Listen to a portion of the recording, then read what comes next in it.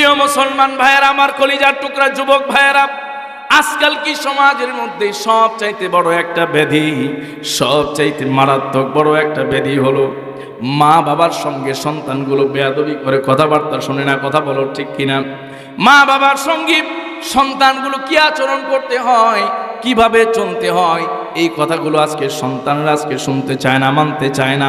আমি অনেক সময় বলি আমার যুবক ভাইরা, কলিজার ভাইয়েরা, যাদের মা বাবা এখনো পর্যন্ত জীবিত আছে, তোমরা মা বাবার যদি কথা শুনো, খেদমত করো, তাদের অনুযায়ী যদি চলো, আল্লাহর কসম করে বলতে পারি, তাদের দোয়া যদি নিতে পারো, দুনিয়ার ধন সম্পদ বাহ্যিকভাবে তোমার কম থাকলেও সার্বিকভাবে যিনি তোমাকে সফলতা দিবেন তিনি কে?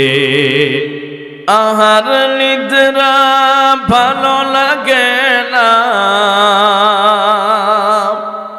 আহার নিদ্রা ভালো লাগে না, ভালো লাগে শুধু ইল্লাল্লাহ, জোরে লা ইলাহা ইল্লাল্লাহ, লা ইলাহা ইল্লাল্লাহ, লা ইলাহা ইল্লাল্লাহ, লা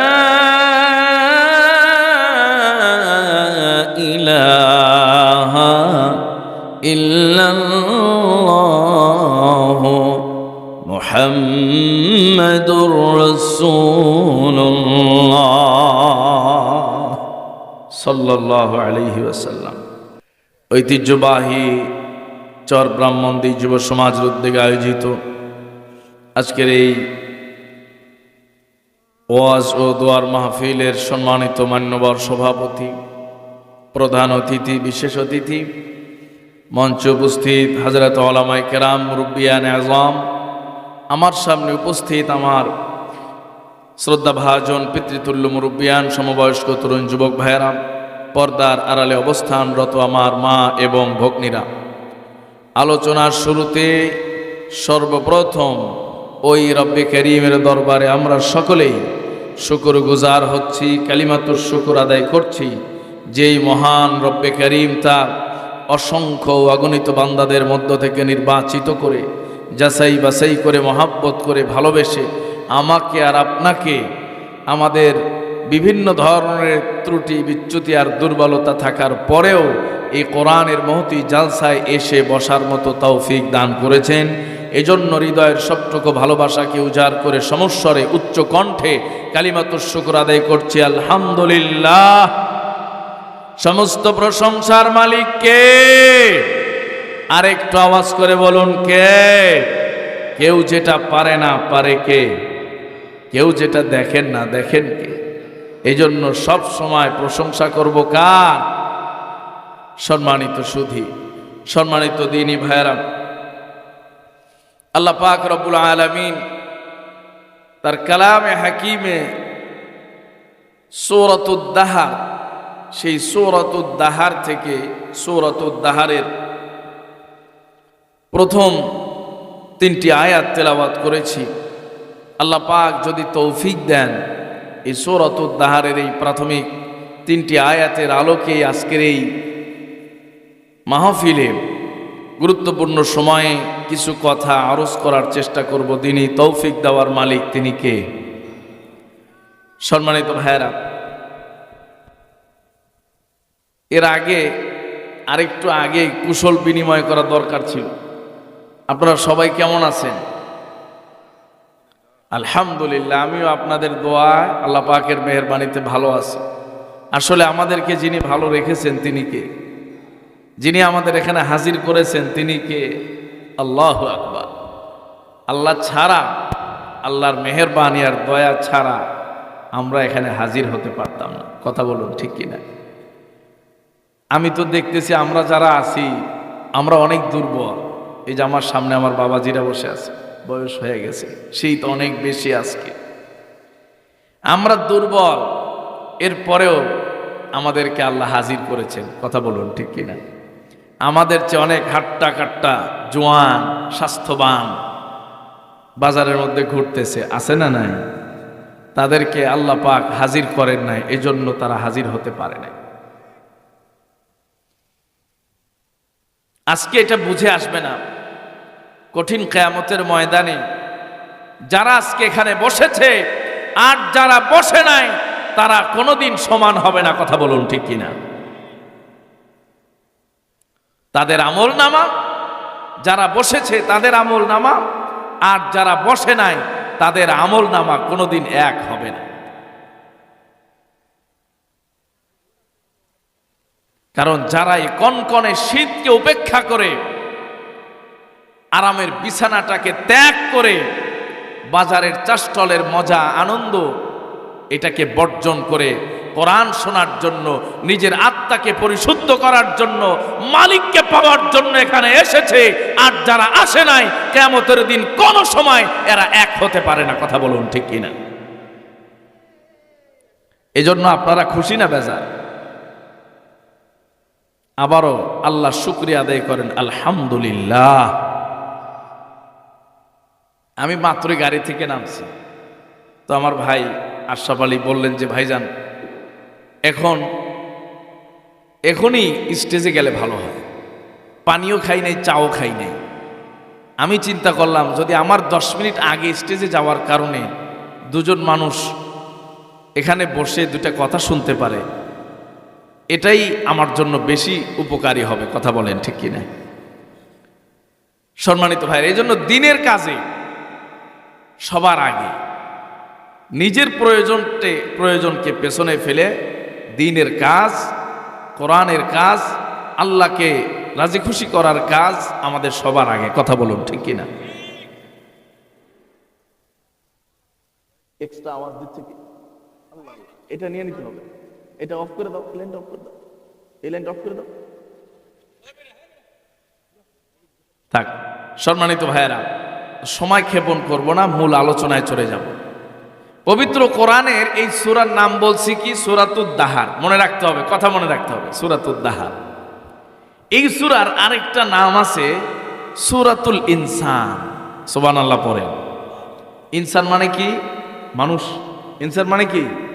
মানুষ।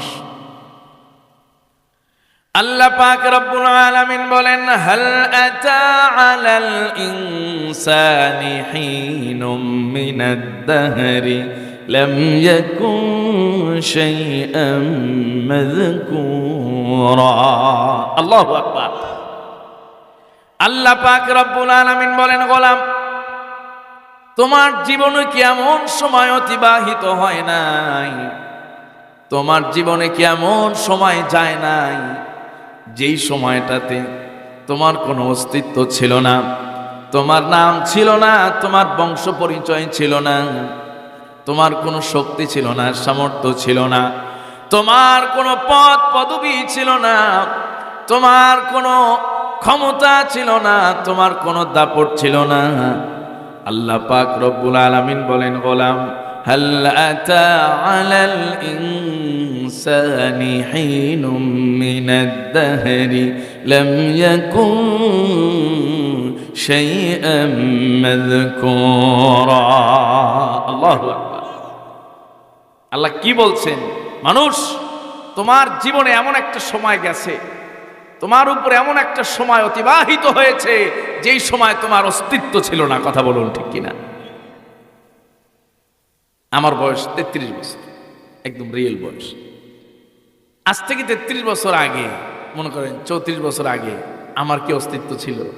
নাম ছিল, বংশ ছিল, বাবা ছিল, মা ছিল, ভিটে মাটি কোনো কিচ্ছু ছিল না।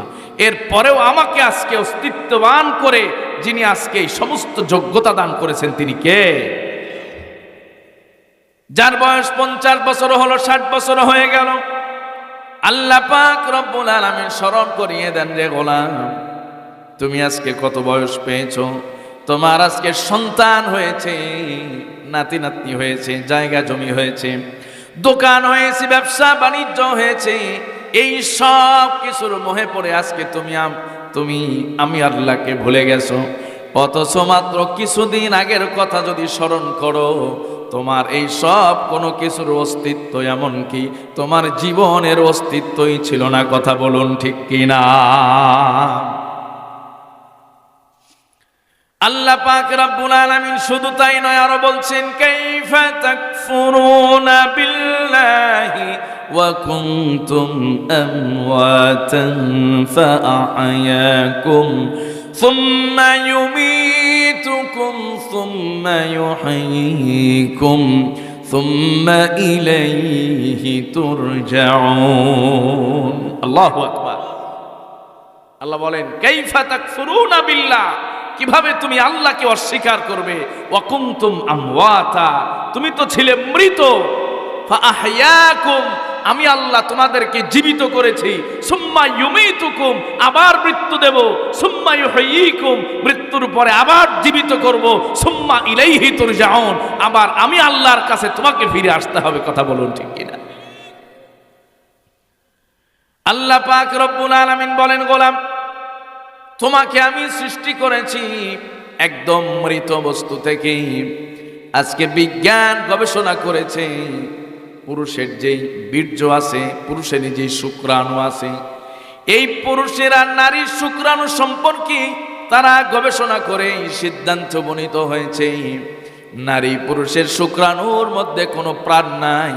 এই প্রাণহীন মৃত শুক্রাণুর মধ্যে যিনি জীবন দিতে পারেন তিনি কে? আল্লাহ পাক বলেন হাল আতা আলাল ইনসানি হিনুম মিনাদ দাহরি লাম ইয়াকুন শাইআম মাযকুরা। আল্লাহু আকবার। আল্লাহ বলেন গোলাম তুমি লাম ইয়াকুন শাইআম মাযকুরা, তুমি উল্লেখযোগ্য আলোচনার কোনো বস্তুই ছিলে না। আওয়াজ করে পড়েন সুবহানাল্লাহ। মানে তোমাকে নিয়ে আলোচনা হয়, পর্যালোচনা হয়, সমালোচনা হয়, এরকম কোনো বস্তু তুমি ছিলে না। তুমি ছিলে এমন একটা নাপাক জন্তু, নাপাক পানি, নাপাক জিনিস, যেই জিনিসটা তোমার পিতার শরীর থেকে যদি বের হতো শরীরটা নাপাক হয়ে যেত, গোসল করার আগ পর্যন্ত সে পবিত্র হতো না। কথা বলুন ঠিক কিনা?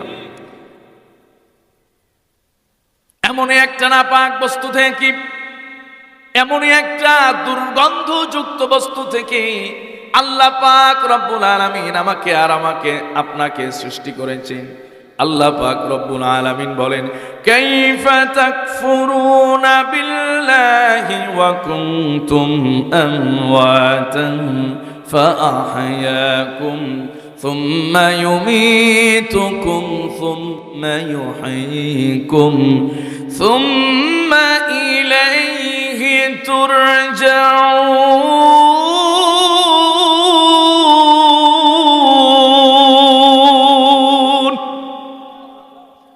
আরেকটু আওয়াজ করে বলেন আল্লাহু আকবার।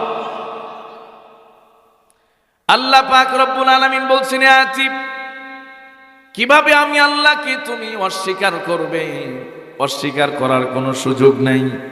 দুনিয়ার মোহে পড়ে, অর্থ সম্পদের মোহে পড়ে, ক্ষমতার মোহে পড়ে, দুনিয়ার মায়া জালে পড়ে যদি তুমি তোমার মালিককে ভুলে যাও, ভুলে যাওয়ার কোনো সুযোগ থাকবে না। এক সময় হঠাৎ সেই মালিক তোমাকে পাকড়াও করবেন। কথা বলুন ঠিক কিনা? আল্লাহ মৃত জিনিস থেকে আমাকে আর আপনাকে জীবিত করেছেন, আবার মৃত্যু দান করবেন। কথা বলুন ঠিক কিনা? আজীব ব্যাপার। এই পৃথিবীতে এমনও প্রাণী আছে, মানুষ আছে, এরা আল্লাহকে মানে না। দেয়ার ইজ নো গড, আল্লাহ বলতে কিচ্ছু নাই। আছে না নাই? আমরা এদেরকে নাস্তিক বলি, যে আল্লাহর অস্তিত্বে বিশ্বাসী নয়। কিন্তু আজ পর্যন্ত এমন কোন মানুষ আবিষ্কার হয় নাই বা পৃথিবীতে আসে নাই যে মৃত্যুকে অস্বীকার করেছে। আওয়াজ করে পড়েন সুবহানাল্লাহ। সম্মানিত জি সম্মানিত ভাইরা, তাহলে আল্লাহর অস্তিত্বকে অস্বীকারী মানুষ পাওয়া যায়, কিন্তু মৃত্যুকে অস্বীকারী মানুষ আজও পৃথিবীতে পাওয়া যায় না। কথা বলুন ঠিক কিনা? কারণ মৃত্যু যে সত্য, মৃত্যু যে অনিবার্য, এটা যে আল্লাহকে বিশ্বাস করে না সেই বান্দাও জানে। কথা কোন ঠিক কিনা? আল্লাহ পাক রব্বুল আলামিন কালামে হাকিমে জানিয়েছেন তাবারাকাল্লাযী বিয়াদিহিল মুলকু ওয়া হুয়া আলা কুল্লি শাইইন কাদির।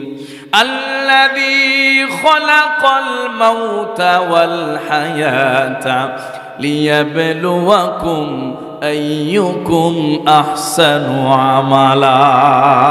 আল্লাহু আকবার। আল্লাহ পাক রব্বুল আলামিন বলেন, তিনি তুই মহান সত্তা, বরকতময়, পবিত্র। আল্লাযী খালাকাল মাউতা ওয়াল হায়াতা, যিনি মৃত্যু এবং জীবন সৃষ্টি করেছেন। শুধু মৃত্যু সৃষ্টি করেন নাই, আবার শুধু জীবন সৃষ্টি করেন নাই, যিনি মৃত্যু এবং জীবন দুটোটাই সৃষ্টি করেছেন। আর তোমাদেরকে আল্লাহ পাক জীবন দিয়ে দুনিয়াতে পাঠিয়েছেন। আর আল্লাহ পাক রব্বুল আলামিন দেখতে চান কোন গোলাম ভালো আমল করে, কোন গোলাম খারাপ আমল করে। আইয়ুকুম আহসানু আমালা, আমলের দিক দিয়ে তোমাদের মধ্যে চেয়ে শ্রেষ্ঠ হয়ে যায়। আল্লাহ পাক বলেন, আইয়ুকুম আহসানু আমালা, তোমাদের মধ্যে সবচেয়ে ভালো আমল কে করে। আল্লাহ পাক বলেন, না, আমি দেখতে চাই তোমাদের মধ্যে কে বেশি টাকাওয়ালা, কে বেশি ধনী, কে বড় ক্ষমতাওয়ালা, কে বড় দাপটওয়ালা, এটা বলেন নাই।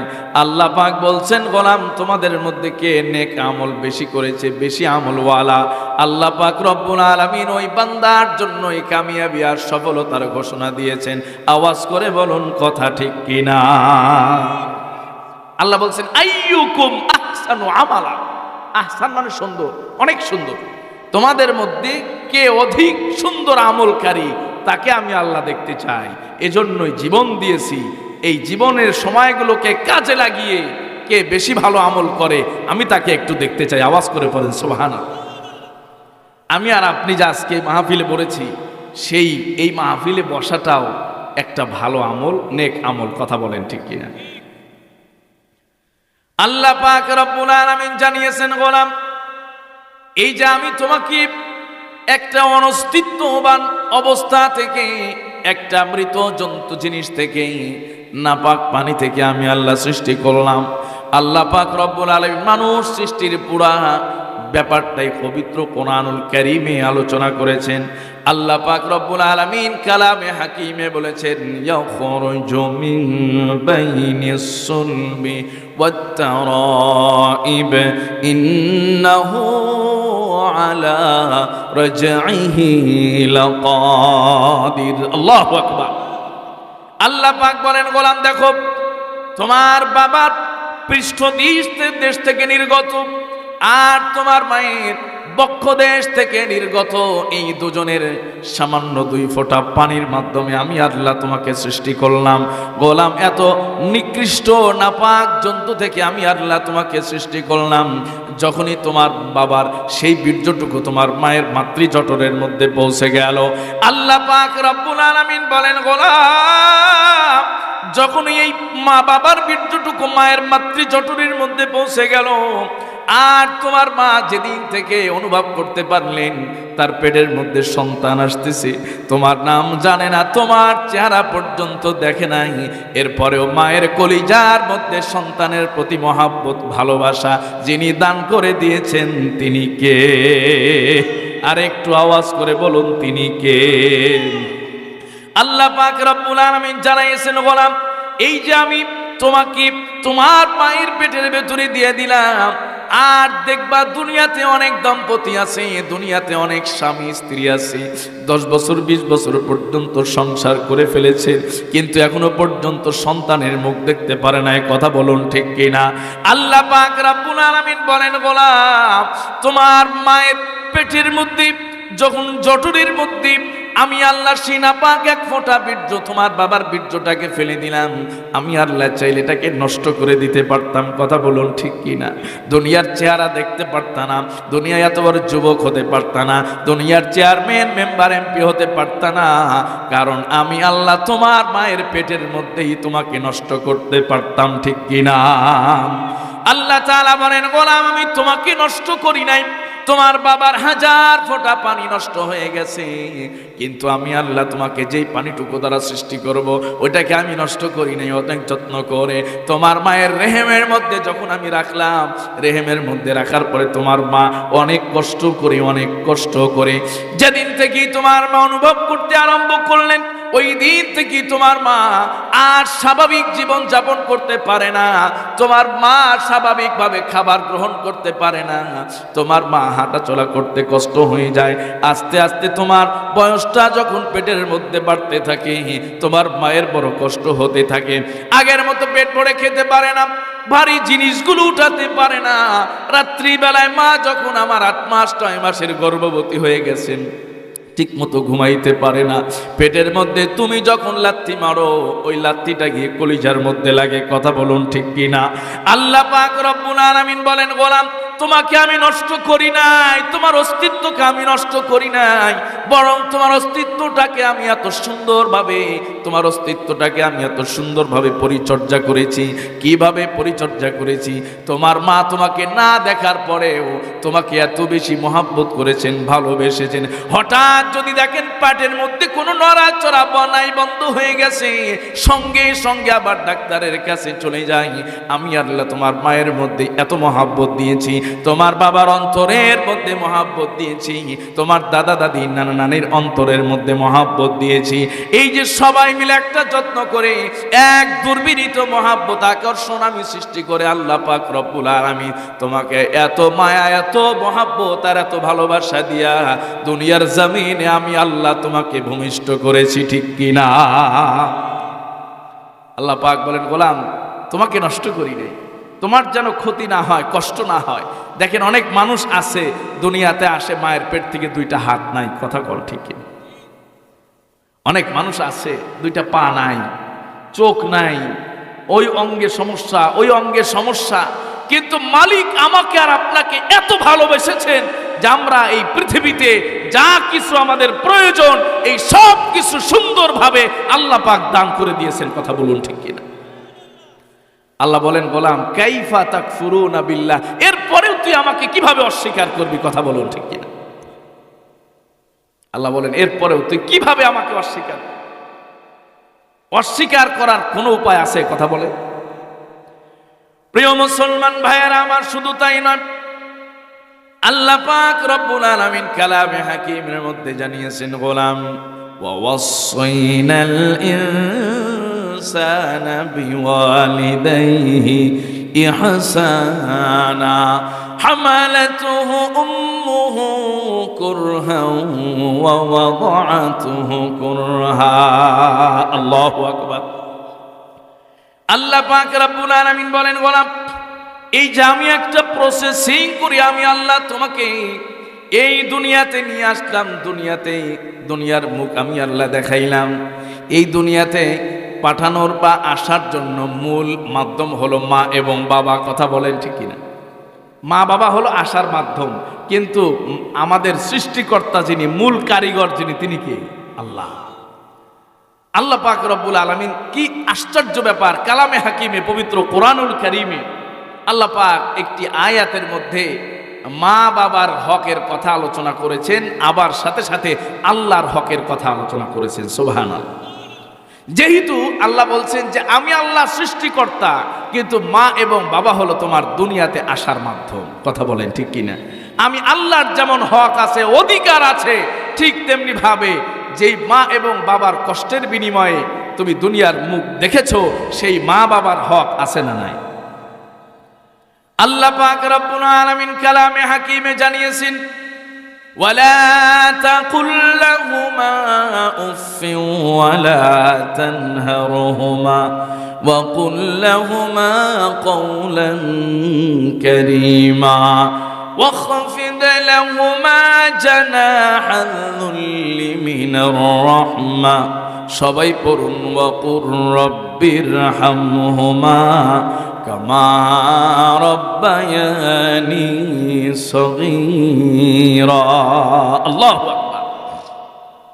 আল্লাহ পাক রব্বুল আলামিন বলেন, গোলাম যেহেতু আমি আল্লাহ তোমাকে সৃষ্টি করেছি, এই দুনিয়াতে আমি আল্লাহ তোমাকে প্রেরণ করেছি, দুনিয়ার একজন মালিক যদি আপনাকে কিনে নেয়, আপনি যদি মালিকের গোলাম হয়ে যান, ওই মালিকের কথা অনুযায়ী আপনাকে চলতে হবে। কথা বলুন ঠিক কিনা? কথা কি বুঝতেছেন? দুনিয়াতে একটা মনিব যদি আপনার থাকে, আচ্ছা গোলামের কথা বাদ দিলাম, কোন কোম্পানিতে যদি আপনি চাকরি করেন ওই কোম্পানির রুলস মেনে আপনাকে চলতে হবে, কথা বলেন ঠিক কিনা? তখন সে বলছে আসলে আল্লাহর কোন সৃষ্টি নিরর্থক নয়, অনার্থক নয়, যত ছোট থেকে ছোট হোক, যত বড় থেকে বড় হোক, এই সৃষ্টির মধ্যেও আল্লাহর বান্দা বান্দীদের জন্য উপকার আছে না নাই? এই যে দুর্বা ঘাস, এই ঘাসের মধ্যেও বান্দার উপকার আছে না নাই? সুবহানাল্লাহ। সম্মানিত প্রিয় মুসলমান ভাইয়েরা আমার, আল্লাহ পাক রব্বুল আলামিন বলছেন, গোলাম এই যে আমি আল্লাহ তোমাকে দুনিয়ার জমিনে প্রেরণ করলাম, আমি আল্লাহ তোমাকে দুনিয়ার জমিনে পাঠাইলাম, যেমনি ভাবে আমার হক আছে, আমার অধিকার আছে, আবার আমার কিছু টার্গেট আছে, আমার কিছু উদ্দেশ্য আছে, সেই উদ্দেশ্যকে নিয়েই কিন্তু আমি আল্লাহ তোমাকে সৃষ্টি করেছি। আল্লাহ পাক রব্বুল আলামিন কালামে হাকিমে ডাক দিয়ে বলেছেন, মা খালাকাতুল জিন্না ওয়াল ইনসা ইল্লা লিয়াবুদুন। আল্লাহু আকবার। আল্লাহ পাক রব্বুল আলামিন বলেন, গোলাম এই দুনিয়ায় মানুষের হাজারটা উদ্দেশ্য থাকতে পারে, মানুষের অসংখ্য অগণিত উদ্দেশ্য থাকতে পারে, কিন্তু আমি আল্লাহ পাক তোমাকে যে সৃষ্টি করেছি আমার দ্বিতীয় কোনো উদ্দেশ্য নাই, আমার কেবলমাত্র একটা উদ্দেশ্য আল্লাহ পাক কালামে হাকিমে জানিয়েছেন। আর আমার সেই উদ্দেশ্য হলো এই দুনিয়াতে তোমাকে কেবলমাত্র আমি পাঠিয়েছি আমি আল্লাহ পাক রব্বুল আলামিনের গোলামি করার জন্য, ঠিক কিনা? আল্লাহর গোলামি করার জন্য আল্লাহ পাক পাঠাইছে। শুধুমাত্র খাওয়া দাওয়া করব আর ঘুরবো ফিরবো, দুনিয়ায় আমোদ প্রমোদ করব, বিনোদন করব, এজন্য আল্লাহ পাক আমাকে আর আপনাকে দুনিয়াতে পাঠান নাই, কথা বলুন ঠিক কিনা? এত প্রসেসিং করে, সিস্টেম করে, কারুকার্য করে আমাকে আর আপনাকে দুনিয়াতে পাঠাইলেন। এত সুন্দর হাত দিলেন, দেহ দিলেন, জবান দিলেন, মেধা দিলেন, বুদ্ধি দিলেন, যৌবনের শক্তি দিলেন, তাহলে আল্লাহর একটা লক্ষ্য উদ্দেশ্য আছে না নাই? আরে দুনিয়ার একটা পাগলও তো উদ্দেশ্য ছাড়া কাজ করে না। পাগলও কি সরাসরি আগুনে ঝাঁপ দেয়? দেখছেন কোনোদিন যে আগুনে পড়ে গেছে? ও জানে যে আগুনে পড়লে আমার মৃত্যু হয়ে যাবে, কথা বলেন ঠিক কিনা?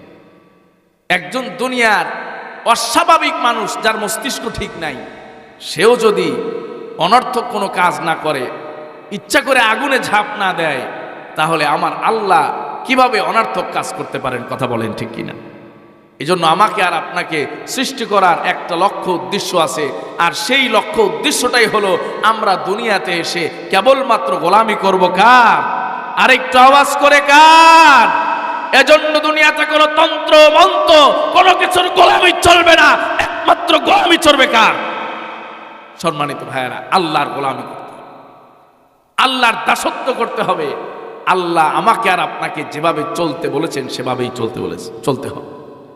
আল্লাহ পাক বলেছেন সুদ খাওয়া যাবে না, তাহলে কি সুদ খাওয়া যাবে? আল্লাহ পাক বলেছেন ঘুষ খাওয়া যাবে না, তাহলে কি অফিসে বসে ঘুষ নেওয়া যাবে? আল্লাহ পাক বলেছেন দুর্নীতি করা যাবে না, অন্যের হক নষ্ট করা যাবে না, তাহলে কি অন্যের হক নষ্ট করা যাবে? আল্লাহ পাক বলেছেন আমানতের খেয়ানত করা যাবে না। আল্লাহ বলেছেন যুবক জেনা করা যাবে না, ব্যভিচার করা যাবে না, অন্যত্র দৃষ্টি দেওয়া যাবে না, মানুষের উপরে অন্যায় করা যাবে না, জুলুম করা যাবে না। এই সব বিষয়গুলো আমাদের জীবনে বাস্তবায়ন করার প্রয়োজন আছে না নাই? মুসলমান ভাইয়েরা আমার, আল্লাহ পাক রব্বুল আলামিন জানিয়েছেন ওয়া ক্বাদা রাব্বুকা আল্লা তা'বুদু ইল্লা ইয়্যাহু ওয়া বিল ওয়ালিদাইনি ইহসানা ইম্মা ইয়াবলুগান্না 'ইনদাকাল কিবরা আহাদুহুমা আও কিলাহুমা ফালা তাকুল لهما أف ولا تنهرهما وقل لهما قولا كريما واخفض لهما جناح الذل من الرحمة وقل رب ارحمهما كما ربياني صغيرا الله أكبر আল্লাহ পাক রব্বুল আলামিন বলেন, গোলাম যেমন আমি তোমাকে সৃষ্টি করেছি, আর এই সৃষ্টি করার কারণেই তোমার উপরে আমার হক আছে, আমার বন্দেগী করবা, কথা বলেন ঠিক কি না? ঠিক তেমনি ভাবে যেই মা তোমাকে 10 মাস 10 দিন গর্ভে ধারণ করে তোমাকে দুনিয়াতে মুখ দেখিয়েছেন, যেই বাবা তোমাকে কষ্ট করে উপার্জন করে তোমাকে খাওয়াইছেন, এই যে গভীর রাতে কনকনে শীতের মধ্যে একজন মা আর একজন সন্তানের জন্য কত কষ্ট করে। সন্তান যখন পেশাব করে দেয় মায়ের কাপড়টা পর্যন্ত ভিজে যায়, কথা বলুন ঠিক কিনা? আল্লাহ পাক রব্বুল আলামিন বলেন, গোলাম এই জন্য আমার আইন যেমনটা লঙ্ঘন করা যাবে না, আমার যেমনটা নাফরমানি করা যাবে না, আল্লাহর আদেশ অমান্য করা যাবে না, ঠিক তেমনি ভাবে মা বাবা যদি তোমাকে অসৎ কাজে, নাফরমানির কাজে, আল্লাহর নাফরমানির কাজে যদি আদেশ না করেন, এছাড়া বাকি কোনো আদেশ নিষেধগুলো, মা বাবার যে আদেশ নিষেধ আছে সেগুলোও তোমার অমান্য করা যাবে না, ঠিক কিনা? কোরআনের ফর্মুলা, আমার আদেশ আমার বিধান যেমন মানতে হবে, ঠিক তেমনি ভাবে মা বাবার প্রতিও তোমাকে শ্রদ্ধাশীল হতে হবে। তোমাকে মা বাবার প্রতি ভক্তি, শ্রদ্ধা, ভালোবাসা, আল্লাহ পাক বলেছেন ওয়াখফিদ লাহুমা জানাহা যুল্লি মিনার রাহমা। আল্লাহ পাক বলেছেন ওয়ালা তাকুল লাহুমা উফ ওয়ালা তানহারহুমা, তাদেরকে ধমক দেওয়া যাবে না, তারা কথা বললে উফ মেজাজ খারাপ এভাবে রাগ ঢাক করে তাদের সঙ্গে কথা বলা যাবে না, ভ্রুকুঞ্চিত করা যাবে না, উচ্চবাচ্য করা যাবে না। মা বাবার সামনে নিশ্চুপ থেকে ভদ্রতার সঙ্গে তাদের কথা মানতে হবে, শুনতে হবে। এই আদেশ যিনি এই পৃথিবীর সন্তানদের দিয়েছেন তিনি কে? আমরা সবাই সন্তান, কথা বলুন ঠিক কিনা? আজকে যারা শিশু তারাও ভবিষ্যতে কি হবে? বাবা হবে। আওয়াজ করে বলেন কথা ঠিক কি? এই জন্য পৃথিবীর প্রতিটি সন্তানকে আল্লাহ পাক এই আদেশ দিয়েছেন, গোলাম আমারও নাফরমানি করা যাবে না, মা বাবারও নাফরমানি করা যাবে না, তাদের সঙ্গে উত্তম আচরণ করতে হবে। নবীজির কাছে একজন সাহাবী আসলেন, আসার বলে বলেন, ইয়া রাসূলুল্লাহ ইয়া হাবিবাল্লাহ মান আহাক্কুন নাস বিহুসনি সুহবাতি, সবচাইতে উত্তম আচরণ আমি কার সঙ্গে করব? নবীজি আমার বললেন বি উম্মিকা, তোমার মায়ের সাথে। আল্লাহু আকবার। এরপরে আবার সাহাবী বললেন, ইয়া রাসূলুল্লাহ মান আহাক্কুন নাস বিহুসনি সুহবাতি, আবার নবীজি বললেন বি উম্মিকা। ওই সাহাবী তৃতীয়বার আবার বললেন, আমি উত্তম আচরণটা কার সঙ্গে করব? নবীজি আমার বললেন, তোমার মায়ের সাথে। চতুর্থবার আবার যখন সাহাবী বললেন, ইয়া রাসূলুল্লাহ আমি উত্তম আচরণ কার সঙ্গে করব? আমার রাসূল বললেন, তোমার বাবার সাথে। সুবহানাল্লাহ।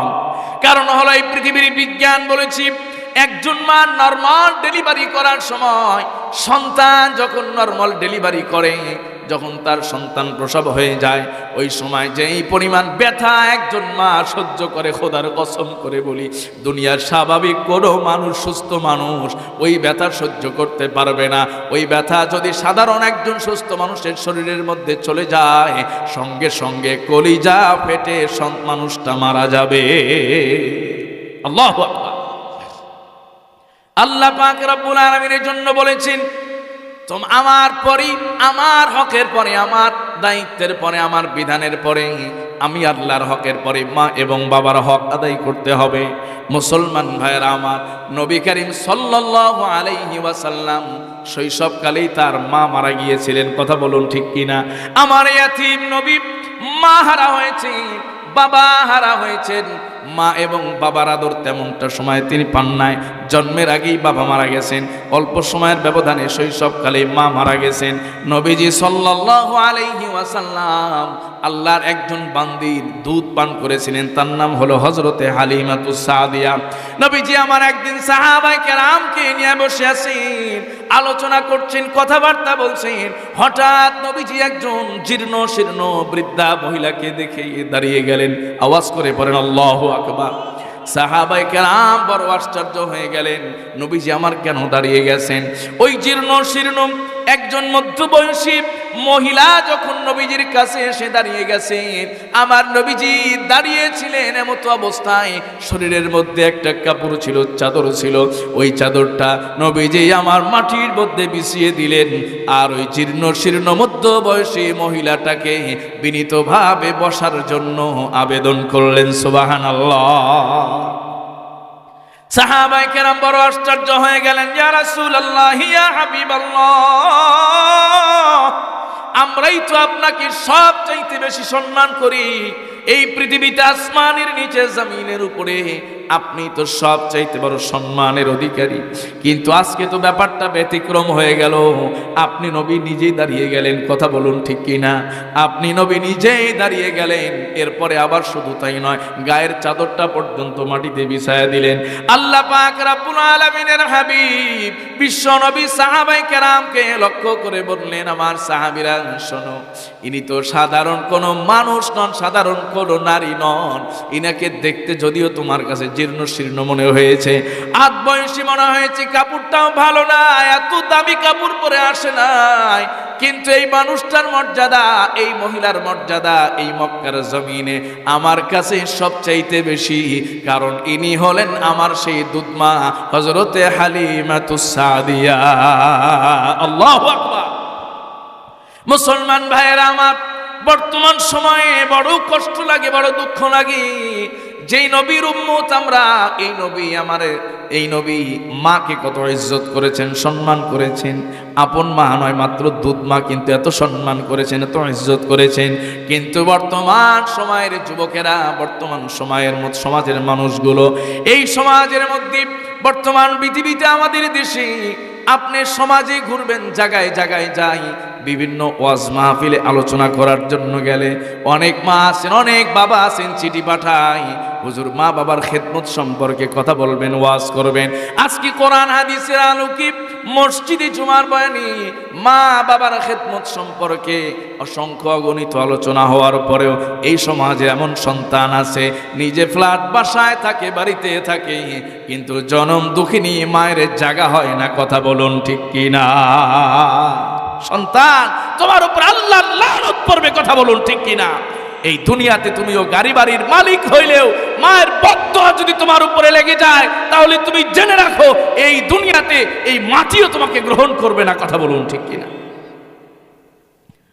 প্রিয় মুসলমান ভাইয়েরা আমার, আল্লাহ পাক রব্বুল আলামিনের হাবিব বিশ্বনবী সাল্লাল্লাহু আলাইহি ওয়াসাল্লাম বলেছেন, আল জান্নাতু তাহতা আকদামিল উম্মাহাত।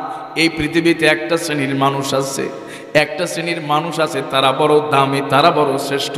আল্লাহ পাক রব্বুল আলামিনের হাবিব বলেছেন, যাদের পায়ের নিচে হলো আল্লাহর জান্নাত। আওয়াজ করে বলেন সুবহানাল্লাহ। নবীজি আমার বলছেন, সেই মানুষগুলো কি তোমরা চেনো যাদের পায়ের নিচে আল্লাহ পাক রব্বুল আলামিনের জান্নাত? সাহাবায়ে কেরাম বললেন, ইয়া রাসূলুল্লাহ, এরা আবার কেমন মানুষ যাদের পায়ের নিচে স্বয়ং আল্লাহর জান্নাত? নবীজি বললেন, তোমার ঘরে প্রবেশ করার পরে তোমার জন্মদাতা মায়ের চেহারার দিকে তাকাইবা, এই মানুষটার পায়ের নিচে যিনি জান্নাত রেখেছেন তিনি কে? আর একটু আওয়াজ করে বলেন, তিনি কে? নবী করিম সাল্লাল্লাহু আলাইহি সাল্লামের একজন সাহাবী হযরতে আবু হুরায়রা রাদিয়াল্লাহু তাআলা আনহু। হযরতে আবু হুরায়রা এই ইসলামের ইতিহাসে, হাদিসের জগতে নবীজির সবচাইতে বেশি হাদিস তিনি বর্ণনা করেছেন। সুবহানাল্লাহ। হযরত আবু হুরায়রা, ঘর নাই, বাড়ি নাই, অর্থ নাই, বিত্ত নাই, কিচ্ছু নাই, কিন্তু নবীজির সবচাইতে বেশি পরিমাণে হাদিস বর্ণনা করেছেন। আল্লাহু আকবার। এই হযরতে আবু হুরায়রা রাদিয়াল্লাহু আনহু, তিনি ইসলাম কবুল করে নবীজির দরবারে আসেন এবং হাদিস সংগ্রহ করে নবীজির দরবারে সময় দেন, কিন্তু তার মা এখনো পর্যন্ত ইসলাম কবুল করে নাই। এই মহিলা হযরতে আবু হুরায়রাকে ভারী কষ্ট দেয়, তুমি কেন নবীজির দরবারে যাও? কারণ সে তো এখনো ইসলাম কবুল করে নাই। অনেক সময় যখন আমার রাসূল দরবারে থাকেন, ওই সময় আবু হুরায়রা রাদিয়াল্লাহু তাআলা আনহু আসেন, এরপরে দরবারে বসেন। আবু হুরায়রার মন খারাপ থাকে, নবীজি জিজ্ঞেস করেন, কিছুই বলে না। হঠাৎ একদিন আবু হুরায়রা রাদিয়াল্লাহু তাআলা আনহু নবীজির কাছে বলতেছে, ইয়া রাসূলুল্লাহ, ইয়া হাবিবাল্লাহ, এই যে আমি আপনার দরবারে আসি, আমার মা তো একজন মুশরিকা, আমার মা একজন মুশরিকা, একজন মুশরিকা হওয়ার কারণে আমি যে আপনার দরবারে আসি এটা সে সহ্য করতে পারে না, এটা সে মেনে নিতে পারে না। এই জন্য মাঝে মধ্যে আমাকে বকাঝকা করে, আবার মাঝে মধ্যে আমার উপরে প্রহার করে, আমাকে অনেক সময় প্রহার করে।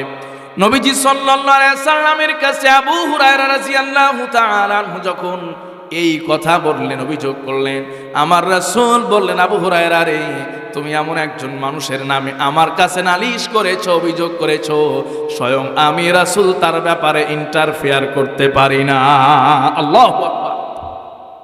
তিনি হোক অমুসলমান, হোক না মুশরিক, এরপরেও তোমার জন্মদাতা মা, গর্ভধারিণী মা, এই ব্যাপারে আমি কিন্তু কিছু বলতে পারি না। আল্লাহু আকবার।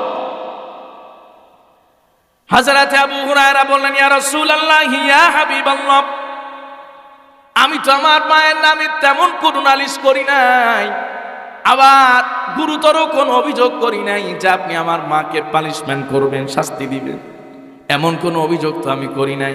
আমি বলতে চাই, আল্লাহর পয়গম্বর, আপনি যদি একটু আমার মায়ের জন্য হেদায়েতের দোয়া করতেন, আমি বড় আনন্দিত আর খুশি হয়ে যেতাম। আল্লাহু আকবার। আরে অনেক সময় মা বাবা বুঝে না, মা বাবার জন্য হেদায়েতের দোয়ার দরকার আছে না নাই? এক সাহাবী আসছে নবীজির কাছে, এই তো এক ঘটনা শুনতেছে, এরকম মা মুশরিকা, আমি তার সাথে উত্তম আচরণ করতে পারবো কিনা? নবীজি বলছেন, অবশ্যই তোমার মায়ের সাথে তোমার সবচেয়ে শ্রেষ্ঠ আচরণ করতে হবে, যদিও সে ঈমান আনে নাই। আওয়াজ করে পড়েন সুবহানাল্লাহ। হযরত আবু হুরায়রা রাদিয়াল্লাহু তাআলা আনহু নবীজিকে বললেন, আল্লাহর পয়গম্বর, আপনি যদি একটু আল্লাহর কাছে দোয়া করেন যেন আমার মাকে আল্লাহ পাক হেদায়েত দিয়ে দেন। হযরত আবু হুরায়রা আমার রাসূলের সবচাইতে প্রিয় সাহাবী, যিনি মদিনার মসজিদের চাটাইয়ের মতো থাকতেন, সব সময় নবীজির দরবারে পড়ে থাকতেন। এই কথা বলার সঙ্গে সঙ্গে আমার রাসূল দুহাত উঁচু করে দোয়া করা আরম্ভ করে দিয়েছেন। আওয়াজ করে বলেন সুবহানাল্লাহ। যখনই আমার নবীজি দুই হাত উঁচু করে দোয়া করা আরম্ভ করেছেন, আর নবীজি আমার জবান থেকে উচ্চারণ করেছেন, আল্লাহুম্মা হাদি উম্মা আবি হুরায়রা, আল্লাহ আপনি আবু হুরায়রার মাকে হেদায়াত নসিব করে দিন। সুবহানাল্লাহ। এই কথা বলার সঙ্গে সঙ্গে হযরত আবু হুরায়রা দৌড়ানো আরম্ভ করেছেন। হযরত আবু হুরায়রা একজন নরম তবিয়তের মানুষ, নরম স্বভাবের মানুষ। সাধারণত তিনি এত দৌড়াদৌড়ি করেন না, চিল্লাফাল্লা করেন না, কিন্তু এই সময় হযরত আবু হুরায়রা যখন গলি দিয়া দৌড় দেয়, দৌড়ে দৌড়ে চলে যাচ্ছে, মানুষজন বড় অবাক হয়ে গেল, এই মানুষটা কেন এত জোরে জোরে দৌড়ায়? মানুষগুলো পেছন থেকে বলে, আবু হুরায়রা, এত জোরে কেন দৌড়াচ্ছ, এত দ্রুত কেন দৌড়াচ্ছ, কোথায় চলে যাচ্ছ? হযরতে আবু হুরায়রা যান আর দৌড়ে দৌড়ে যান আর বলেন, শোনো, আমি বাড়ির দিকে যাচ্ছি, আর আমি বাড়ির দিকে জন্য দৌড়ে যাই, আমি একটু দেখতে চাই আমি দৌড়ে বাড়িতে আগে পৌঁছে যাই নাকি আমার রাসূলের দোয়া আল্লাহ পাকের কাছে আগে পৌঁছে যায়। আল্লাহ। হযরত আবু হুরায়রা দৌড়ে বাড়ির দিকে চলে গেলেন। ঠিক বাড়ির গেট পর্যন্ত গেলেন, গেটে গিয়া মাকে সম্বোধন করে সালাম দিলেন, আসসালামু আলাইকা ইয়া উম্মি, মা আপনাকে সালাম, আল্লাহর রহমত আপনার উপরে বর্ষিত হোক। নবীজি আমার বলেছেন, সালাম দেওয়া একটা সুন্নাত, আর এই সালাম মানে হলো শান্তির বার্তা। আমাদের সমাজে আমরা একে অপরকে সালাম দিই, কিন্তু মা বাবাকে সালাম দিতে চাই না। কথা বলেন ঠিক কিনা? হুজুর লজ্জা লাগে। আস্তাগফিরুল্লাহ। আপনি শান্তির দোয়াটা সবার আগে করার কথা কার জন্য? মা বাবার জন্য। স্বামী স্ত্রীকে সালাম দেয় না, আছে না নাই? স্ত্রী স্বামীকে সালাম দেয় না। এখন তো স্ত্রীরা স্বামীকে সালাম দিবে কি দূরের কথা, নাম ধরেও ডাকা শুরু হয়েছে। কথা কোন ঠিক কিনা? নাম ধরে ডাকে। আস্তাগফিরুল্লাহ। আমি এক বাসায় গেছি, আমার খুব কাছের মুসল্লি, মানে খুবই কাছের মুসল্লি। 10 জন মুসল্লি যদি খুব মহব্বতের থাকে, তার মধ্যে সে 1, 2, 3 থাকবে, এত মহব্বত করে। বাসায় গেছি হলো একটা প্রোগ্রামে দাওয়াতে, তার বড় ছেলের বউ বড় ছেলেকে ডাকতেছে, এই রানা এদিকে আসো। আওয়াজ করে পরে নাউজুবিল্লাহ, এই রানা এদিকে আসো। স্বামীর নাম ধরে কোন সময় স্ত্রী ডাকতে পারবে না, এটা একটা চরম বেয়াদবি। কথা বলুন ঠিক কিনা? কারণ আমার রাসূল নিজে বলেছেন, যদি কোনো মানুষকে সিজদা দেওয়ার অনুমতি দেওয়া হতো তাহলে নারীদেরকে বলা হতো স্বামীদেরকে সিজদা দিবা। কথা বলেন ঠিক কিনা? এটা আমার কথা নয়, নবীজির হাদিস। যেই মানুষটাকে আল্লাহ পাক রব্বুল আলামিন এত সম্মান দিলেন, ওই মানুষটার নাম ধরে তুমি নারী কিভাবে সম্বোধন করো? কথা বলেন ঠিক কিনা? এটা আমাদের সমাজের অবক্ষয়।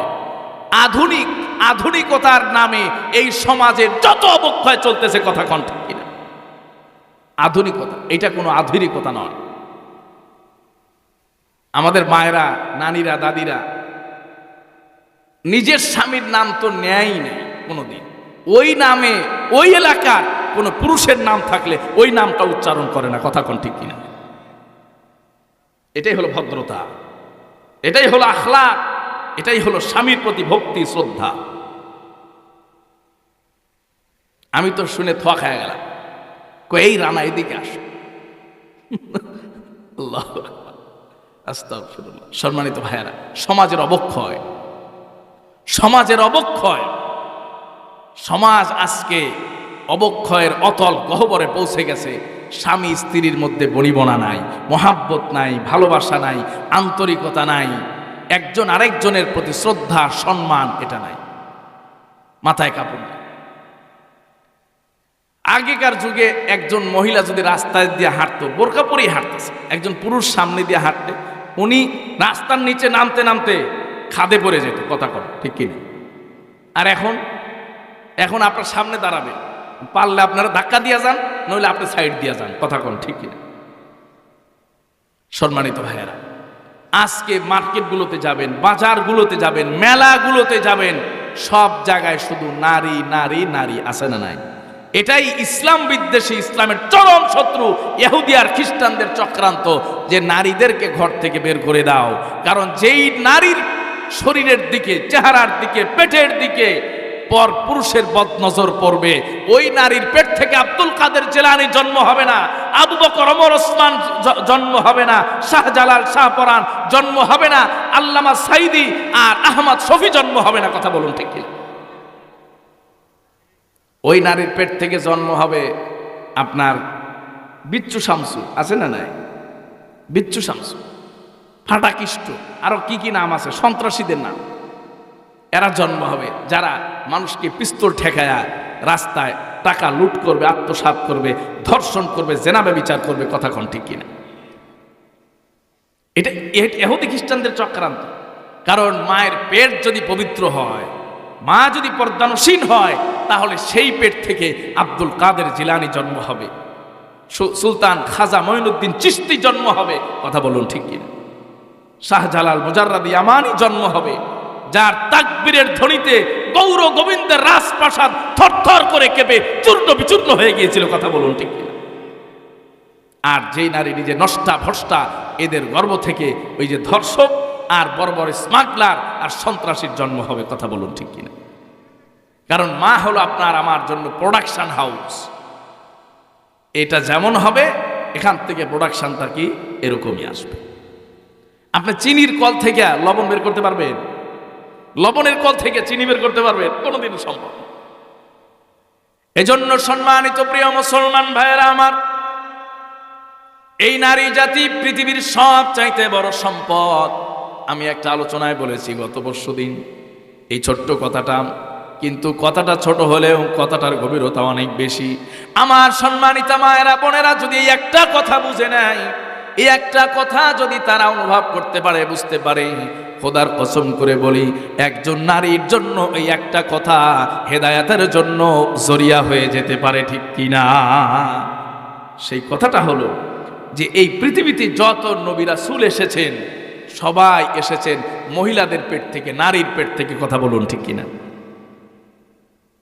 হযরত আদম আলাইহিস সালাতু ওয়াস সালাম এবং হাওয়া আলাইহিস সালাম, এই দুইজন বাদ দিয়া বাকি যত নবী রাসূল পৃথিবীতে, যত গুরুত্বপূর্ণ ব্যক্তি, যত মনীষা, যত সাহাবী, যত বিজ্ঞানী বলেন, যত শ্রেষ্ঠ মহামানব এই পৃথিবীর যুগে এসেছে, সব কি পুরুষ পেট থেকে আসছে না নারীর পেট থেকে আসছে? আল্লাহু আকবার। নারীর শ্রেষ্ঠত্বটা কথা নারী যদি এটা বুঝতো, খোদার কসম, একটা সন্তান মানুষ করার জন্য নারী তার সর্বোচ্চ দিয়া বিলীন করে দিত। কথা বলুন ঠিক কিনা? আর এখনকার মা আর বোনেরা করে কি জানেন? মোবাইল আছে না, বাস মোবাইল একটা দিয়ে থুয়ে দিছে। যেই সন্তানকে শৈশবকালে তুমি মোবাইল দিয়ে থুইলা, ওই সন্তান শেষ বয়সে তোমাকে বৃদ্ধাশ্রমে পাঠাবে। কথা বলুন ঠিক কিনা? যে সন্তান 5 বছর 4 বছর 3 বছর বয়সে তোমার আগলে রাখার কথা, সহ্য করার কথা। আমরা মা বাবাকে কত কষ্ট দিছি, তাই? আগে কারেন্ট ছিল না, বিদ্যুৎ ছিল না। আপনাদের দেশে ধান কি ঢেকি দিয়া ধান বানা হইতো না? আমাদের বাড়িতে ঢেকি ছিল। মায়েরা সারা রাত ঢেকি দিয়া ধান বানাতে, ঘুম নাই। এরপরেও সন্তান মানুষ করতেছে, তাও কি 1টা 2টা নাকি 5টা 8টা 10টা 11টা 12টা। সুবহানাল্লাহ। আর এখন কয় 1টার বেশি 2টা নয়, না হইলে ভালো হয়, না হলেই ভালো। এই একটা সন্তান মানুষ করবা, আবার এটাকে যদি তুমি মোবাইল দিয়া কার্টুন দিয়া বসায় রাখো, তাহলে শেষকালে তো এই সন্তান তোমাকে বৃদ্ধাশ্রমে পাঠাবে। এখন যেমন তোমার সময় নাই, সন্তান শেষ বয়সে বলবে আমার সময় নাই। কথা বলুন ঠিক কিনা? সম্মানিত ভাইরা, এই জন্য মায়েদের জন্য এটা একটা বড় সবক। এইগুলো নিয়ে আমি মসজিদে প্রচুর কথা বলি। কোনোদিন কোন সন্তানকে আপনি মোবাইল দিবেন, তাহলে আপনি মা কি জন্য? তাহলে আপনি মা কি জন্য? সম্মানিত ভাইরা, হাজার ব্যস্ততার পরেও সন্তান মানুষ করতে হবে, সন্তানকে সময় দিতে হবে।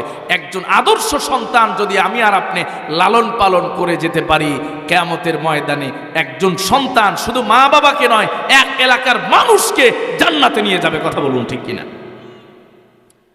প্রিয় মুসলমান ভাইরা আমার, আল্লাহ পাক রব্বুল আলামিনের হাবিব বিশ্ব নবী সাল্লাল্লাহু আলাইহি ওয়াসাল্লামের সাহাবী আবু হুরায়রা দৌড় দিছে। মনে আছে তো? দৌড় দিছে আবু হুরায়রা। হযরতে আবু হুরায়রা রাদিয়াল্লাহু তাআলা আনহু দৌড়ানো আরম্ভ করেছেন। আর বললেন কি, আমি দৌড়ায় গিয়া দেখতে চাই আমি বাড়িতে আগে পৌঁছি নাকি আমার রাসূলের দোয়া আমার বাড়িতে আগে পৌঁছে যায়। দরজার সামনে গিয়া আবু হুরায়রা রাদিয়াল্লাহু তাআলা আনহু নিজের মাকে সম্বোধন করে সালাম দিয়েছেন, আসসালামু আলাইকা ইয়া উম্মি।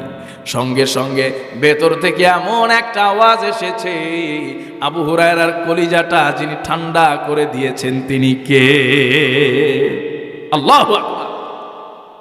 হযরতে আবু হুরায়রা আওয়াজ শুনে আবার দৌড় দিয়েছেন নবীজির দরবারে। সুবহানাল্লাহ। হযরতে আবু হুরায়রা আবার নবীজির দরবারে দৌড়। নবীজির দরবার পর্যন্ত পৌঁছে গিয়া বলছেন, ইয়া রাসূলুল্লাহ ইয়া হাবিবাল্লাহ, আবার আপনার দরবারে চলে আসছি। আমার নবীজি বলেন, আবু হুরায়রা রে, কেন তুমি এত তাড়াতাড়ি আবার দৌড়ে আসলাম? আবু হুরায়রা বলতেছেন, ইয়া রাসূলুল্লাহ, আমি পরীক্ষা করে দেখলাম আপনার দরবার থেকে আমি বাড়িতে যাওয়ার আগেই, এত দ্রুত অল্প সময় আমার বাড়িতে আমি পৌঁছার আগে আপনার দোয়া আমার বাড়িতে পৌঁছে গেছে। আল্লাহু আকবার। নবীজি আমার বলেন, আবু হুরায়রা কি হয়েছে বলো? হযরতে আবু হুরায়রা বললেন, ইয়া রাসূলুল্লাহ ইয়া হাবিবাল্লাহ, এই যে আপনি আমার মায়ের জন্য দুহাত উঁচু করে দোয়া আরম্ভ করেছেন, আমি যখন বাসার দরওয়াজায় গিয়ে নক করলাম, টোকা দিলাম, সঙ্গে সঙ্গে আমার মা সালামের উত্তর দিয়েছেন। ওই সালামের আওয়াজের মধ্যে, উত্তরের আওয়াজের মধ্যে আমি বুঝতে পেরেছি আমার মায়ের অন্তরটাকে আল্লাহ পাক রব্বুল আলামিন ঈমান ও ইসলামের জন্য নরম করে দিয়েছেন। সুবহানাল্লাহ। হযরতে আবু হুরায়রা নবীজির দরবার থেকে বাসায় ফিরে আসলেন, মায়ের সঙ্গে কথাবার্তা বললেন। মা বলতেছে, আবু হুরায়রা রে বাবা, আমি বুঝি নাই তুমি তো একজন ভালো মানুষের কাছে এতদিন পর্যন্ত যাইতা। আল্লাহু আকবার। হযরতে আবু হুরায়রা বলেন, মা তোমার প্রতি আমার কোনো কষ্ট নাই, তুমি কি বলতে চাও বলো। মা বলতেছে, আবু হুরায়রা রে, আমাকে আর দেরি করায়ও না, আর সময় নিও না, এই মুহূর্তে নিয়ে যাও নবীজির দরবারে, আমি কালিমা পড়ে মুসলমান হতে চাই। আবু হুরায়রা রাদিয়াল্লাহু তাআলা আনহুর মা দৌড়াইলেন আবু হুরায়রার সাথে নবীজির দরবারে। নবীজির দরবারে যাওয়ার পরে বলেন, ইয়া রাসূলুল্লাহ ইয়া হাবিবাল্লাহ, আমার তো এতদিন ভুল হয়ে গেছে, গোস্তাখি ক্ষমা করবেন। এই মুহূর্তে আপনার দরবারে এসেছি, আল্লাহকে সাক্ষী রেখে বলছি, কালিমা পড়ায় দেন, লা ইলাহা ইল্লাল্লাহ মুহাম্মাদুর রাসূলুল্লাহ। হযরত আবু হুরায়রার মা ইসলাম কবুল করেছেন। মায়ের জন্য বাবার জন্য অনেক সময় মা বাবা অন্যায় করলেও তুমি সন্তান ধৈর্য ধারণ করবা আর মালিকের কাছে দোয়া করবা। কথা বলেন ঠিক কিনা? দেখবা আল্লাহ পাক তোমার কপাল খুলে দিবেন, তোমার নসিব খুলে দিবেন। যে সন্তান মা বাবার খেদমত করে, মা বাবার জন্য টাকা পয়সা ব্যয় করে, সমাজে ওরে বোকা কয়। কথা কন ঠিক কিনা? বোকা, বোঝে না, নিজের সঞ্চয় বোঝে না, খালি মা বাবার জন্য খরচ করে। আছে না নাই? আরে আমার এক আত্মীয় এরকম এক ছেলে, আরে সবাই পাম্পট্টি দিয়ে এখন ছেলের মনটাই নষ্ট করে দিয়েছে। 3 ভাই, ওই একা একটু মা বাবার খেদমত করে। সবাই খালি কয় যে তোর নিজের খবর নাই, তুই কি করবি, তোর বাচ্চা কাচ্চা কি করবে। আমাকে বাড়িতে গেছে, ধরছে যে ভাইজান কি করা। আমি কইছি ডানে বামে কোনো দিকে তাকানোর দরকার নেই, সোজা সেরাতে মুস্তাকিম। সোজা কি? যেভাবে চলছো সেভাবেই চলো। খোদার কসম, আল্লাহ তোমাকেও বাঁচায় রাখুন, আমাকেও যদি বাঁচায় রাখে, তুমি অন্য ভাইদের চাইতে ভালো চলবা। কথা বলুন ঠিক কিনা? যেই হাত দিয়া মা বাবার জন্য উপার্জন করা হয়, এই হাত আল্লাহর কাছে বড় দামি। আওয়াজ করে পড়েন সুবহানাল্লাহ। যেই পকেট থেকে মা বাবার জন্য খরচ করা হয়, ওই পকেটে যিনি বরকত দিয়ে দেন তিনি কে? দুনিয়ার সন্তানেরা অনেকেই বুঝতে চায় না। 10 বছর মা বাবার খেদমত ছাড়া তুমি কি করেছো? সঞ্চয় করেছো। এমন একটা সন্তান আল্লাহ দিবে, ওই সন্তানের রক্তে ইনফেকশন, 5 বছরে, গত 10 বছরে সব সঞ্চয় শেষ। কথা কন ঠিক কিনা? আর এগুলো বাস্তব ঘটনা, আমাদের কাছে এগুলো মানুষ বলে, তাই আপনাদেরকে শোনাই। 10 বছর বিদেশে থেকে খাটছে, অনেক সঞ্চয় হয়েছে মাশাআল্লাহ। পরে একটা সন্তান আল্লাহ জন্ম দিছে, এই রক্তের মধ্যে নাকি কি ইনফেকশন আছে। এটা প্রতি 6 মাস পর পর ডায়ালিসিস করতে হয়। 10 বছরে যা কামাইছে 5 বছরে সব শেষ। এই 10 বছরে বউ আছে না, অনেক প্রবাসী বউ দেশের থেকে বলে মায়ের কিন্তু টাকা দেওয়া যাবে না, তাহলে তো বাড়িতেই থাকবো না। আছে না নাই? মা বাবার সাথে সম্পর্ক নাই, ভাই বোনের সাথে সম্পর্ক নাই। 10 বছর খালি টাকা কামাইছে নিজের জন্য, দেশে এসে 5 বছরে সব শেষ। সম্মানিত ভাইয়া, এই জন্য আর মা বাবার দোয়ার পাওয়ার, আমি যে রাত বিরাতে গাড়িতে চলি, আব্বাই 10টা 11টা পর্যন্ত সজাগ থাকে। মাঝে মধ্যে একটা কথা বলে যে নামাজ পড়ে এই দোয়াটা করি, চোর ডাকাত কিচ্ছু ধরবে না, ইনশাল্লাহ গুলি করলে বুলেটও লাগবে না। আওয়াজ করে পড়েন সুবহানাল্লাহ। এটা তার কনফিডেন্স, আল্লাহর প্রতি তার বিশ্বাস। এইটা যখন শুনি মনের মধ্যে অনেক সাহস আছে। কয়েকদিন আগে গেছি নেত্রকোনা, দুর্গাপুর, পাহাড়ি অঞ্চল। রাত্রে মাহফিল শেষে 1টার পরে রওনা দিয়েছি। বুঝেন কুয়াশা কি অবস্থা, খালি দোয়া ইউনুস পড়তেছে, খালি দোয়া ইউনুস। এখানে তো ধরলে মাইরা ফালাইলো, দেখার কেউ নাই। কথা কন ঠিক কিনা? ফোন দিছি বাড়ি, সত্যি ঘটনা বলতেছি, যে মাও ঘুমায় গেছে, আব্বাও ঘুমায় গেছে। মা এরকম আল্লাহ ভরসা, আল্লাহর নামে রওনা। আল্লাহ তাআলা বাড়ি পর্যন্ত ফিরে আনছে, আলহামদুলিল্লাহ।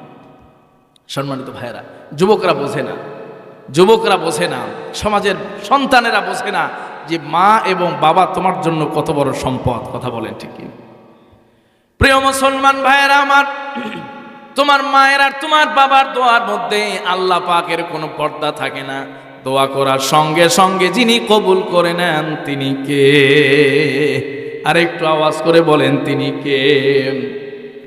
প্রিয় মুসলমান ভাইয়েরা আমার, কলিজার টুকরা যুবক ভাইয়েরা, আজকাল কি সমাজের মধ্যে সবচাইতে বড় একটা ব্যাধি, সবচাইতে মারাত্মক বড় একটা ব্যাধি হলো মা বাবার সঙ্গে সন্তানগুলো বেয়াদবি করে। মা বাবার সঙ্গে সন্তানগুলো বেয়াদবি করে, কথাবার্তা শুনে না। কথা বলো ঠিক কিনা? মা বাবার সঙ্গে সন্তানগুলো কি আচরণ করতে হয়, কিভাবে চলতে হয়, এই কথাগুলো আজকে সন্তানরা আজকে শুনতে চায় না, মানতে চায় না। আমি অনেক সময় বলি আমার যুবক ভাইরা, কলিজার ভাইয়েরা, যাদের মা বাবা এখনো পর্যন্ত জীবিত আছে, তোমরা মা বাবার যদি কথা শুনো, খেদমত করো, তাদের অনুযায়ী যদি চলো, আল্লাহর কসম করে বলতে পারি, তাদের দোয়া যদি নিতে পারো, দুনিয়ার ধন সম্পদ বাহ্যিকভাবে তোমার কম থাকলেও সার্বিকভাবে যিনি তোমাকে সফলতা দিবেন তিনি কে? এই জন্য সম্মানিত ভাইয়েরা, আল্লাহ পাক রব্বুল আলামিন বলেছেন যে আমার হকের পরে, আমার অধিকারের পরেই হলো তোমার মা এবং বাবার অধিকার। কথা বলেন ঠিক কিনা? বলছিলাম যে আল্লাহ যে আমাদেরকে সৃষ্টি করেছেন, এর পেছনে লক্ষ্য উদ্দেশ্য আছে না নাই? আছে। আল্লাহর একটা লক্ষ্য উদ্দেশ্য আছে। সেই লক্ষ্য উদ্দেশ্যটা কি? যে আমরা সবাই আল্লাহ পাকের গোলামি করব। কথা বলুন ঠিক কিনা? আল্লাহর গোলামি করব। আল্লাহ বলছেন মা খলাকতুল জিন্না ওয়াল ইনসা ইল্লা লিয়াবুদুন, আমি জিন এবং মানব জাতিকে আমার গোলামি করার জন্য সৃষ্টি করেছি। কথা বলুন ঠিক কিনা? দেখুন আল্লাহ পাক রব্বুল আলামিন গোলামকে কত মহব্বত করেন, কত ভালোবাসেন, মানুষকে কত মহব্বত করেন, মানুষকে কত ভালোবাসেন।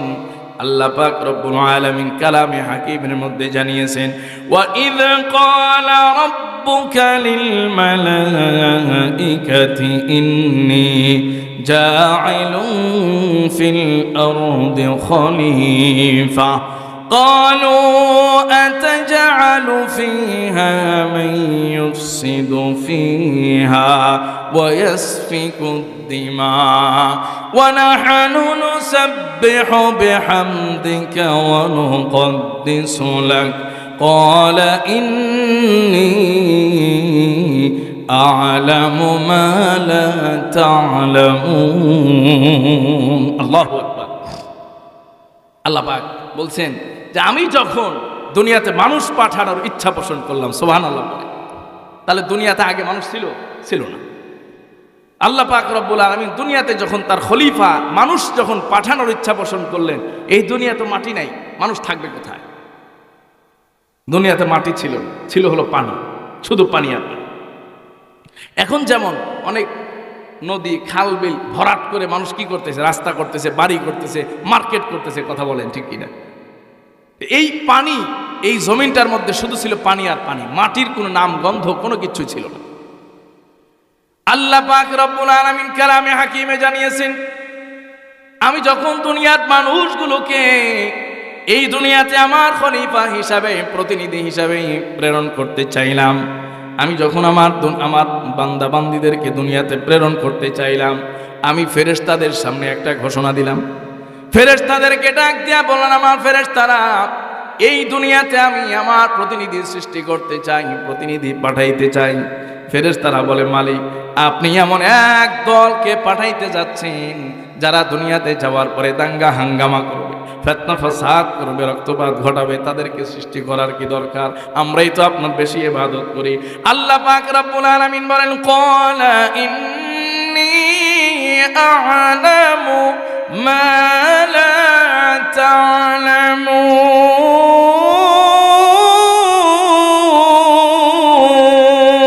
তা'লামুন। আল্লাহু আকবার। আল্লাহ পাক বললেন যে আমি যেটা জানি সেটা তোমরা জানো না। আওয়াজ করে পড়েন, কথা ঠিক কিনা? আল্লাহ যেটা জানেন সেটা তো আর কেউ জানে না। ফেরেশতারা বলল মালিক, এদের সৃষ্টি করার দরকার নাই, খালি গিয়ে জ্ঞানজাম করবে, ঝামেলা করবে। আল্লাহ পাক রব্বুল আলামিন বললেন দেখো আমি যেটা জানি সেটা তোমরা জানো না। এজন্যই আল্লাহ পাক রব্বুল আলামিন অত্যন্ত মায়া করে, দয়া করে, মহব্বত করে, ভালোবেসে, আল্লাহ পাক রব্বুল আলামিন দয়া করে, মায়া করে, মহব্বত করে, ভালোবেসে মানুষকে পাঠাইলেন। ফেরেশতারা বলতেছে পাঠানোর দরকার নাই। আল্লাহ বলেন আমি যেটা জানি তোমরা সেটা জানো না। এই জন্য আল্লাহ পাক মানুষকে বড় মহব্বত করেন, বড় ভালোবাসেন। কথা বলেন ঠিক কিনা? কেমন ভালোবাসেন? এই মানুষ পৃথিবীতে এসে কোথায় থাকবে? জায়গা নাই, শুধু পানি আর পানি। আল্লাহ তাআলা বাইতুল্লাহ, কাবা ঘর যেখানে অবস্থিত, ওই জায়গায় পানির মধ্যে একটা স্রোত হতো। ওই স্রোতে একটু ফেনা তৈরি হয়েছে, ওই ফেনার মধ্যে আল্লাহ পাক একটু মাটি সৃষ্টি করেছেন। আওয়াজ করে পড়েন সুবহানাল্লাহ। আল্লাহ পাক রব্বুল আলামিন সামান্য এক ইট পরিমাণ মাটি সৃষ্টি করলেন, জমিন সৃষ্টি করলেন। হাদিসের কিতাবের মধ্যে এসেছে সুম্মা দুহিয়াতিল আরদ, অতঃপর ওই জমিনটাকে আল্লাহ পাক একটা টান দিলেন।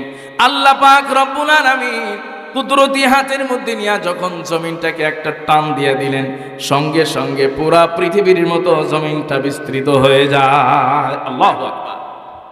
মানে আমার আল্লাহ মানুষকে সৃষ্টি করার আগেই এই দুনিয়াটাকে সাজিয়ে দিয়েছেন। আল্লাহু আকবার। যে আমার বান্দা কোথায় থাকবে, আমার বান্দিরা কোথায় থাকবে। যখন এই অথই পানির মধ্যে আল্লাহ পাক জমিন সৃষ্টি করলেন, মাটি সৃষ্টি করলেন, আর এই মাটির মধ্যে জমিন, পানির মধ্যে মাটি সৃষ্টি হওয়ার কারণে জমিনটা নরম, জমিনটা কাদার মতো নড়াচড়া করে। আল্লাহ পাক রব্বুল আলামিন গোলাম বান্দীদেরকে কত মায়া করেন, কত ভালোবাসেন, কত মহব্বত করেন। এই যে জমিনটা নড়াচড়া করে, আজকে বর্তমান বিশ্বে যদি সামান্য 5.76 মিটারের ভূমিকম্প হয়, এলাকার মধ্যে রোল পড়ে যায়, অসংখ্য বিল্ডিং পর্যন্ত ফেটে যায়, ভেঙে যায়, ঠিক কিনা? আল্লাহ পাক দেখলেন যে যদি আমার বান্দাবান্দিরা কি করে, এইভাবে যদি নড়াচড়া করতে থাকে, তারা কিভাবে চলবে, কিভাবে তারা এখানে হাঁটবে ফিরবে, তারা ভয় পাবে, আতঙ্কিত হবে। আমার বান্দাবান্দিরা যেন ভয় না পায়, আতঙ্কিত না হয়, এজন্য আল্লাহ পাহাড় সৃষ্টি করলেন। এক একটা পাহাড় সৃষ্টি করে এই পৃথিবীটাকে আল্লাহ শান্ত বানিয়ে দিয়েছেন। আল্লাহু আকবার। পাহাড় এত শক্তিশালী, পাহাড় এত শক্তিশালী যে এই জমিনটাকে স্থির করে দিয়েছে। আওয়াজ করে পড়েন সুবহানাল্লাহ। এই সব পাহাড়কে আল্লাহ পাক সৃষ্টি করলেন অল জিবাল আওতাদা, প্যারাকের মতো এখানে গেড়ে দিলেন, প্রথিত করে দিলেন, যেন জমিনটা স্থির হয়ে যায়। আল্লাহ পাক রব্বুল আলামিন মানুষকে দুনিয়াতে প্রেরণ করলেন, মানুষকে দুনিয়াতে প্রেরণ করেছেন এই জন্যই যেন মানুষ আল্লাহ পাকের গোলামি করে, বন্দেগী করে, দাসত্ব করে। কথা বলুন ঠিক কিনা? আল্লাহ পাক রব্বুল আলামিন দাসত্বের জন্য, গোলামির জন্য আল্লাহ পাক রব্বুল আলামিন মানুষগুলোকে সৃষ্টি করেছেন। এরপরও এই মানুষকে আল্লাহ সবচাইতে বেশি মহব্বত করেন। কথা বলুন ঠিক কিনা? কারণ এই মানুষকে আল্লাহ পাক রব্বুল আলামিন ফেরেশতাদের সঙ্গে চ্যালেঞ্জ করে পাঠিয়েছেন, শয়তানের সঙ্গে চ্যালেঞ্জ করেছেন।